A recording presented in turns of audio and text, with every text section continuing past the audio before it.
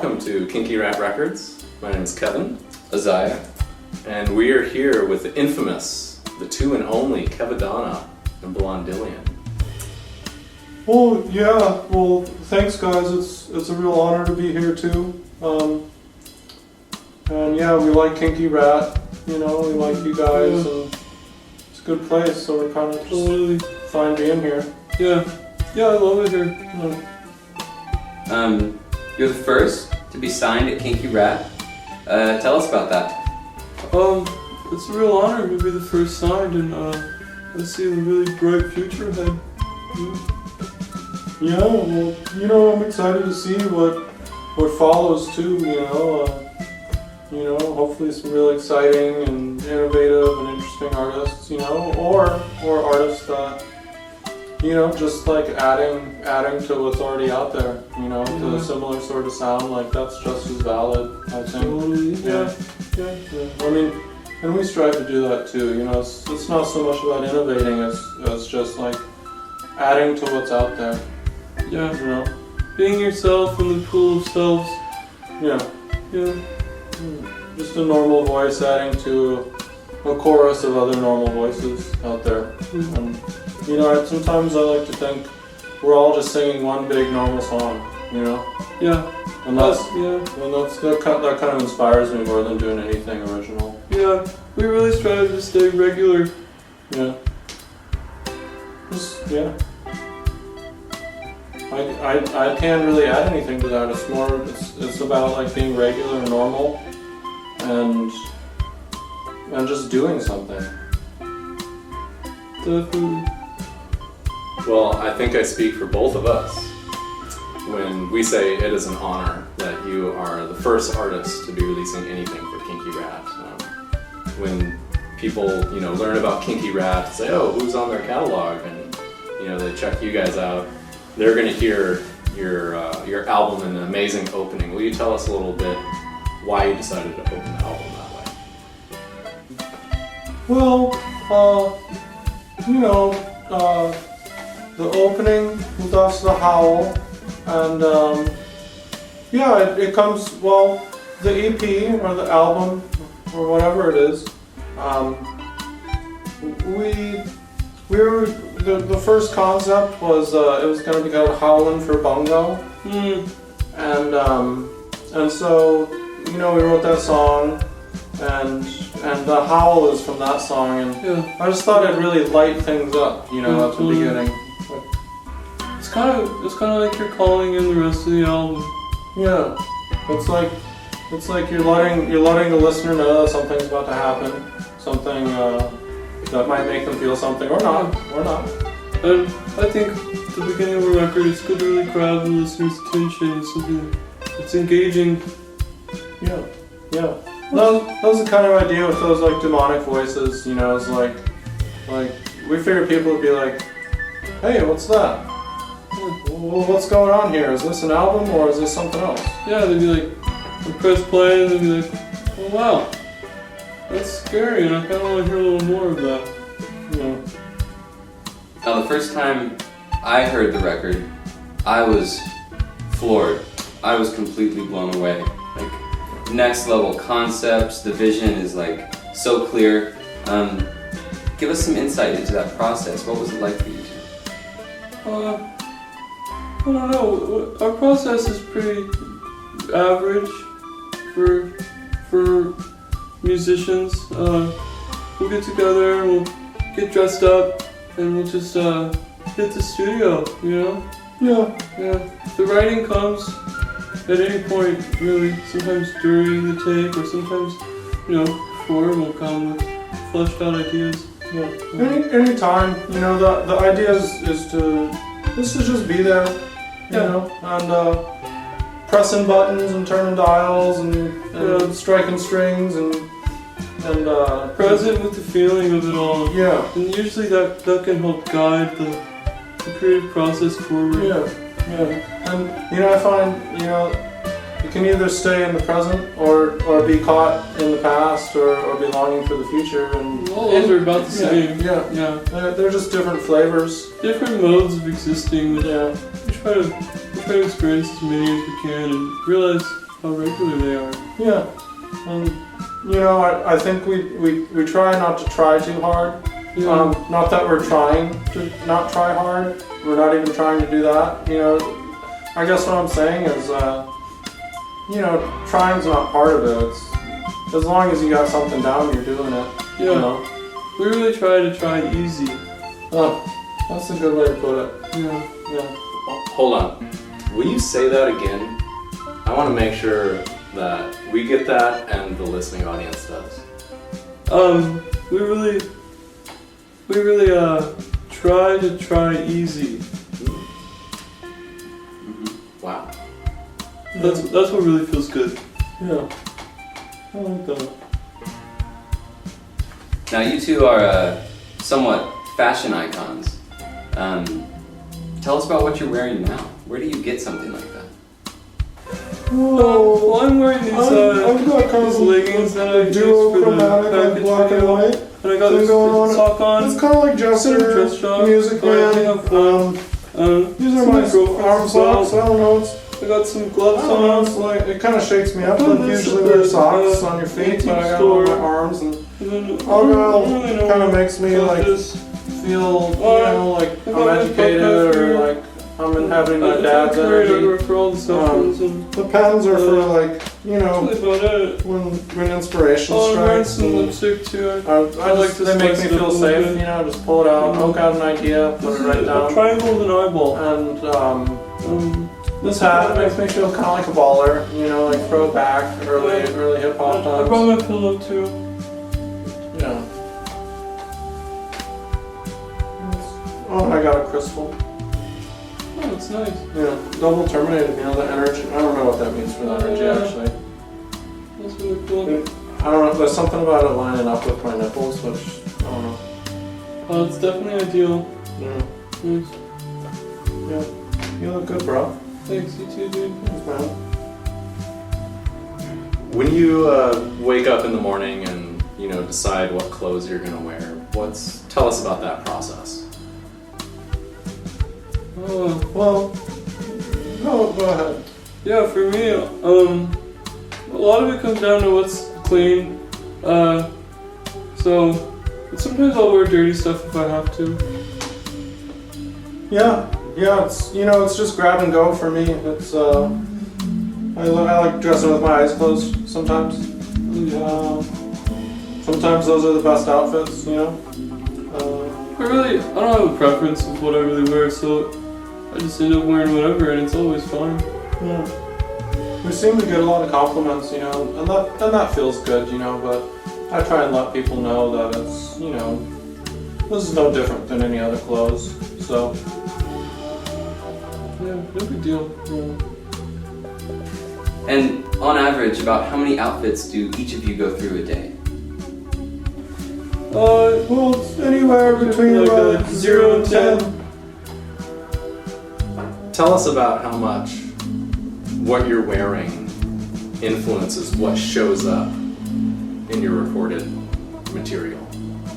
And maybe, if this is true, how does your recorded material affect your outfits? You know, now that I'm thinking of it, there have been times where I've been right in the middle of a take, and I haven't been feeling right about it, and I'll just go change real quick, and you know, just try something else on, and that's the thing, you know. What wasn't working is now working, and yeah, so maybe that has something to do with it. I don't know. When I think of certain songs, I definitely see an outfit, you know, like Thrasher Piece. That's like, I feel, you know, I'm in a cave, I'm smeared in ash, and I'm screaming, and my eyes are red, you know, that sort of thing. Package, like, I see like pinks and browns, you know. How about you? Yeah, for me, I definitely have no preference on it, but sometimes when I'm recording and like I'm wearing blue jeans or something, like my balls will get all tied up in there, so that's why I wear tights, because it's a little freer. And I can kind of move around the studio with ease, you know, like I gotta run to the piano to get an idea out. Then I can run back to the microphone easily. My balls don't get in the way, so that's really what it comes down to for me. No.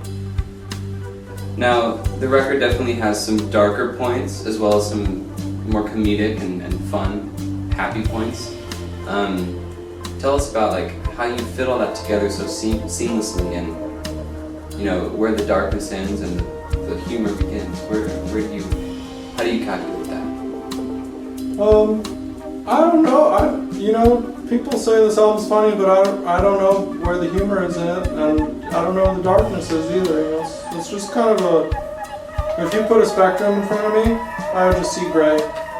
It's like right there, gray, right there, gray. It's all the same. Yeah, it's kind of like the emotional landscape doesn't really matter to me. I kind of just go for whatever I feel in the moment, and if it comes out funny to some people, that's totally fine. And if it comes out dark to some people, that's equally as fine. I could care less. Yeah.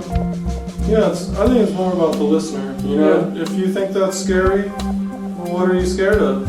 And if you think it's funny, like maybe you should get up on stage and tell some jokes. That sort of thing. We really invite anyone to feel into it, and however it makes you feel, we're supportive of that. Yeah. Now your hit song, "Sending You a Package," a fan favorite. Let us in on that. When did you write it? Where did you write it? What's it about? Well, Package is kind of our hit. Yeah. Like 10,000 views on Facebook. Yeah.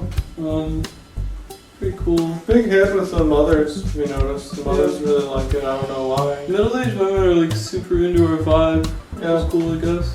Yeah, it's sometimes, it's nice to know that so we can send something to them. Yeah. Like a package or, I don't know. Something. Some new looks, I don't know. This Yeah. is for the mamas, something like that. Yeah.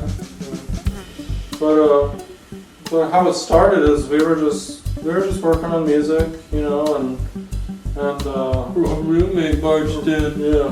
and he's like, "Hey, do you guys have any stamps? I'm sending a package." And we were like, damn, that's yeah. And we were like, that's a song right there. And He was all laughing like it's Yeah. a joke, and we're like, this serious. It's a yeah, song.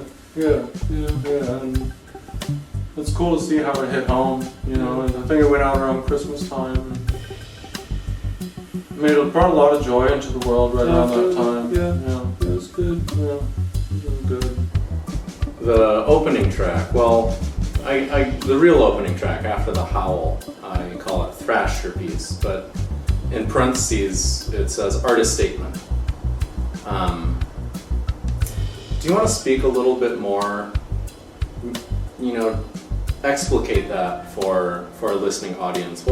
What's your statement about art here with this song? And feel free to dive into some of the lyrics if you feel like it. Well, this one was really inspired by my times where I've walked through museums, and you see these works of art, and then you read something about them by the artist, and it's usually something just incredibly profound, or something totally meaningless, or some strange mix of the two, and I was like, I want to do that in a song. Yeah, that's the intro of the album. Really kind of gives you a flavor of what it's all about, what the songs taste like, what they hear like, and it's kind of like when you read the back of a movie and then you know what it's about. Yeah, exactly. Yeah, and I think the lyrics are pretty self-explanatory. And it's what I think the key is that little voice that just says "love me." Yeah. We could have made an album with just that. One song and it just said "love me," and I feel like that would have been as complete of an album as what we came up with. But, that's great, Kevadonna. yeah. Love that. Yeah, it's Love right me. on it. Love us. Love you. Love it. I'd love to know a little bit more about how you guys came together and found this artistic collaborative partnership that you two have. And I'll start there.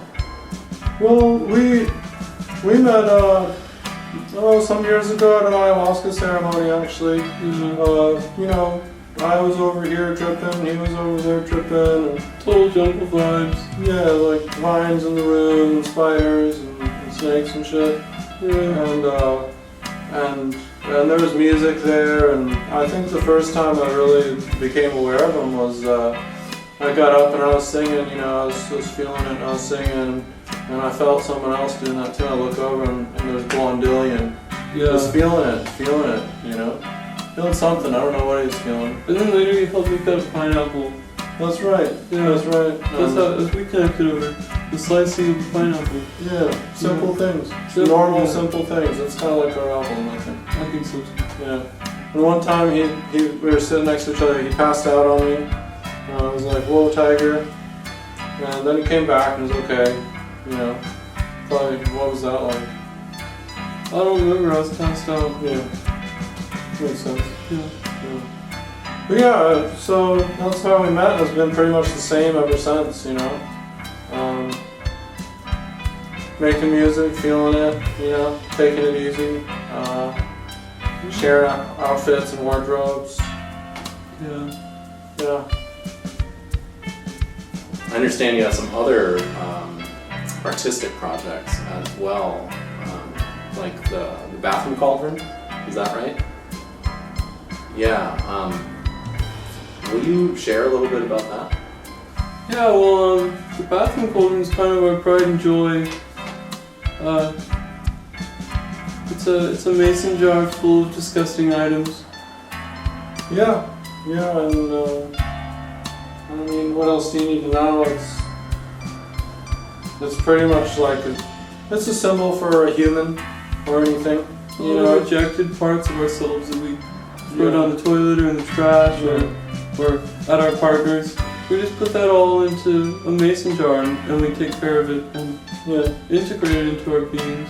Yeah, we like keeping it close. Like right now, it's in the hearth of our home, the center of the household, and we feel it's very symbolic and practical too.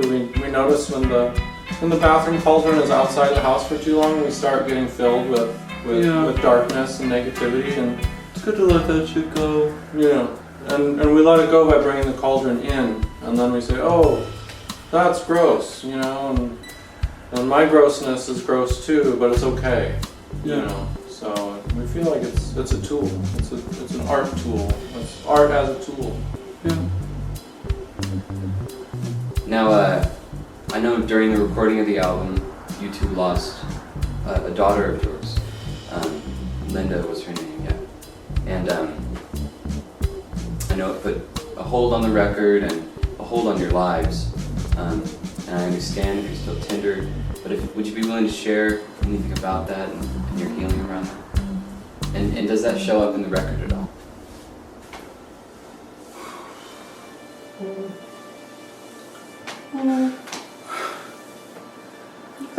It's still pretty fresh. Luna was our baby girl. She's gone now. A little thing. He was a black widow, so We found her one day in the water closet, and right then we knew she was our little girl. And we had a lot of special times with her. She lived with us. and we fed her crickets and Yeah. other little bugs, and she was a beauty. We'd feed her crickets, and her butt would get so big. Yeah. Now she ate crickets, and we knew she was so happy and healthy. And we were granddaddies too. She had babies. But she went missing one day, and we have reason to believe she was kidnapped because we put her outside to get some air in her whole enclosure, and someone took the entire thing and Took her away. We took our baby.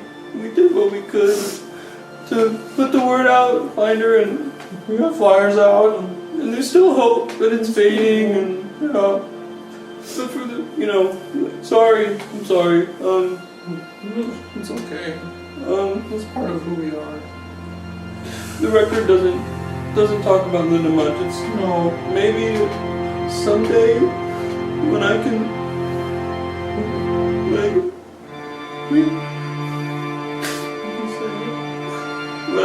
dig deep enough to talk about that, maybe it'll come up in a song, but right now it's a little too tender.